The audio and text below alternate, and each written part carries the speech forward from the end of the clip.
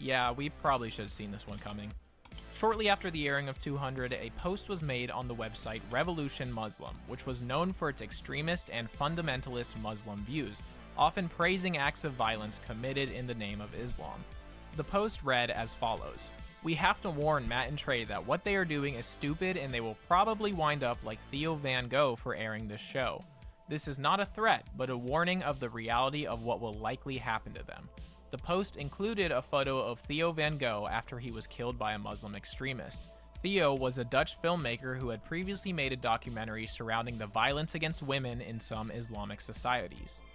The post also included the addresses of Comedy Central's New York and Los Angeles headquarters, South Park Studios, and even a Colorado home owned by Matt and Trey, stating, "You can contact them or pay them a visit at these addresses." So basically the post said, listen, this is not a threat, and we're not encouraging anything, but we killed this dude for a pretty similar reason, and if we're looking at history, I mean, there's a pretty good chance something similar will happen to you guys, so fellow extremists viewing this post, do with this information what you will. Oh, and here is a list of all the possible places they could be at any given time. Again, this isn't a threat per se, just letting you guys know. Sincerely, Extremist Group. When this post was made, it was Did you quickly say covered no by more major links? news outlets around the Are you a world. worm? This was the Are first you a time something worm like this through had happened in time? the US, All and here. with it being a A show copy as of a popular copy as of a South Park, copy of a media copy of a absolutely copy of ran an away with it. orange peel. Major news organizations like CNN and ABC were discussing the possibility for violence and looking deeper into the story. CNN had actually interviewed the man who made the post a year before, where he claimed that he is not encouraging violence of any kind. In the same interview, he also said that the 9/11 attacks were justified, so yeah. I mean, it definitely doesn't seem like the things he says are encouraging violence. He's just praising those who do commit violence, so I mean, that's like totally different.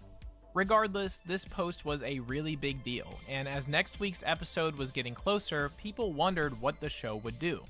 Would they give in to the terrorists out of fear for their lives, or would they stand their ground as a protest against I'm them? sorry, how did they know about the episode before it aired?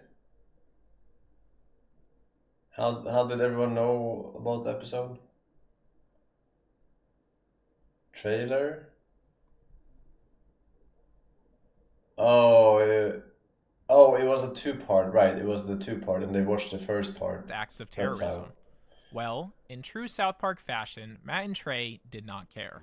They still planned on creating the episode exactly as they planned it initially, including Muhammad.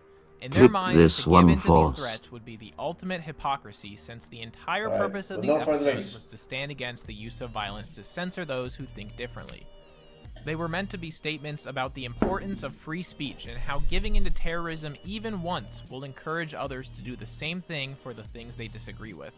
In their minds, making the distinction between what is okay to make fun of and what isn't okay is a slippery slope with potentially dangerous consequences. So, Matt and Trey had made their stand, refusing to give in to the demands of terrorism and attempting to cross lines that had never been crossed before, even if it cost them their life.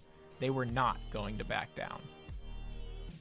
The only problem is, Matt and Trey don't actually control what airs. That's Comedy Central's job.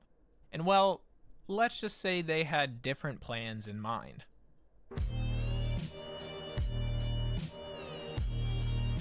On April 21st, 2010, part 2 of the 200th episode special would air, simply titled 201. We are right back where we left off, with the Gingers demanding to see. Wait, why can't I say? Well, that's because Comedy Central decided they didn't agree with the messages Matt and Trey were trying to put out and gave in to the demands of the terrorists. So, when the episode was aired, anytime they would even say the name of the Prophet of the Muslim faith, it was censored. Not only that, but all images of were completely censored from the episode. So much censoring was done that if you hadn't seen the first part, you would have no clue who they were even talking about. So, Comedy Central did exactly what Matt and Trey had begged them not to do and officially made the distinction of what is okay to make fun of and what isn't. So that sucks, but I guess I still have to summarize the episode so that we can better understand what the messages were supposed to be. Also, the story does not end at the airing of this episode, so stick around for the equally crazy things that happened after this episode. So, the Gingers are demanding to see and the town agrees to let him out of the suit. As it turns out, he was never in the suit, and it was really Santa Claus the whole time, because if they were going to give him to someone while being completely hidden, of course they weren't going to put the real one inside. We also get a quick cameo from Mr. Hanky. We cut to the super best friends who hear of trouble at Casa Bonita, which is another callback. Mecha Streisand is on the loose and destroying everything in her path, with Casa Bonita being a victim of the destruction. Then, Cartman arrives at the genetic lab to meet with Mephisto, the man who did the paternity test for Cartman back in Season 1. He's there to get the truth about his father once and for all.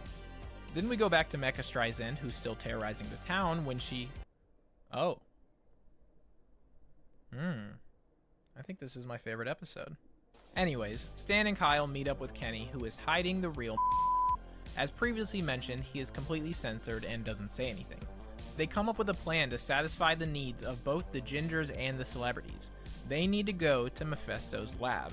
The super best friends show up and take on Mecha Streisand, however, their powers are no match for hers. Meanwhile, Stan, Kyle, and Kenny arrive at the lab with... They ask Mephisto to clone him so that both the celebrities and the Gingers can have him. The super best friends radio back to Moses to ask for help in coming up with a plan to take down Mark. Too long. Do not read.